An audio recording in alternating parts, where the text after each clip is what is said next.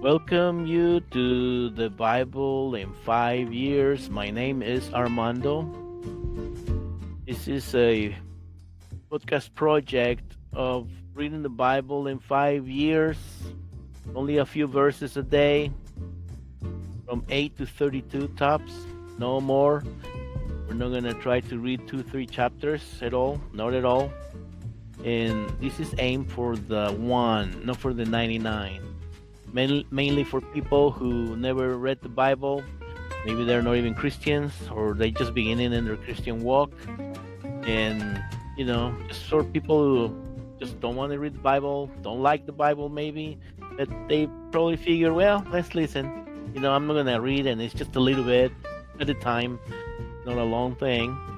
So that's why we're doing it, but basically because the Lord put it in my heart to do it. And don't forget to like us and subscribe. And we are in YouTube, we are in Spotify, and we are in YouTube. I don't know if I said that again already. Anyways, well, let's get to our reading. We are reading from Genesis chapter 11 and from verse 10 to 32. In the title is From Shem to Abram.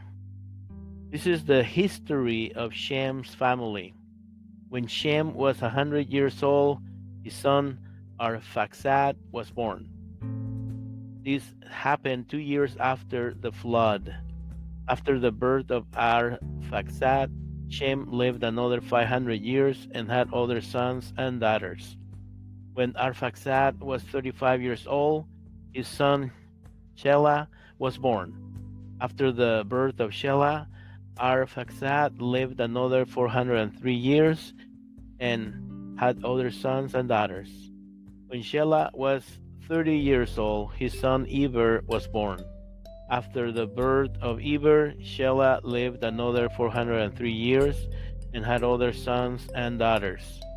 When Eber was 34 years old, his son Peleg was born. After the birth of Peleg, Eber lived another 430 years and had other sons and daughters. When Peleg was 30 years old, his son Reu, I don't know how to pronounce that one, I'm sorry, Reu was born. After the birth of Reu, Peleg lived another 209 years and had other sons and daughters. When Reu was 32 years old, his son Serug was born. After the birth of Serug, Reu lived another 207 years and had other sons and daughters. When Serug was 30 years old, his son Nahor was born. After the birth of Nahor, Serug lived another 200 years and had other sons and daughters. When Nahor was 29 years old, his son Terah was born. After the birth of Terah, Nahor lived another 119 years and had other sons and daughters. When Terah was 70 years old, he became the father of Abram, Nahor, and Haran. Okay, let's read now the family of Terah. This is the history of Terah's family. Terah was the father of Abram, Nahor, and Haran. And Haran had a son named Lot. But while Haran was still young, he died in Ur of the Chaldeans, the place of his birth. He was survived by Terah, his father. Meanwhile, Abram married Sarai, and his brother Nahor married Milcah, the daughter of their brother Haran. Milcah had a sister named Iscah. Now Sarai was not able to have any children. Terah took his son Abram, his daughter-in-law Sarai, and his grandson Lot, his son Haran's child, and left Ur of the Chaldeans to go to the land of Canaan. but they stopped instead at the village of Haran and settled there.